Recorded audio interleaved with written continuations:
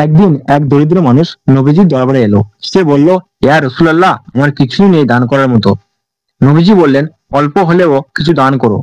মানুষটি বলল, আমার ঘরে শুধু একটি খেজুর আছে। নবীজি বললেন, তাহলে সেটি দান করো আল্লাহর পথে। সে আনন্দে সেই একটি খেজুর মসজিদে দান করলো। লোকেরা হাসলো, বলল, একটি খেজুরে কি দান হয়? নবীজি বললেন, আল্লাহ তা কবুল করলে তা পাহাড়ের সমান হতে পারে। লোকটি চুপচাপ হাসলো, চোখে পানি এলো। সে বিশ্বাস করলো আল্লাহ তার দান দেখছেন। দিন কেটে গেল, মাস পেরোলো। একদিন সেই মানুষটি কাজ পেয়ে গেল। তার জীবনে বরকত আসতে শুরু করলো। প্রতিদিন সে কিছু না কিছু দান করতে লাগলো। এবার আর কেউ হাসলো না। সবাই দেখলো দানের মানুষ কেমন বদলে যায়। নবীজি বলেছিলেন, দান কখনো সম্পদ কমায় না। মানুষটি তা নিজের জীবনে প্রমাণ করলো। ছোট দানই তাকে বড় করে তুললো। সে মসজিদে সবার জন্য পানি রাখতো, গরিবের খাবার দিত, হাসি মুখে সালাম দিত সবাইকে। আল্লাহ তার অন্তরে শান্তি দিলেন। সে বুঝলো দান শুধু সম্পদ নয়, দান হলো হৃদয়ের পরীক্ষা।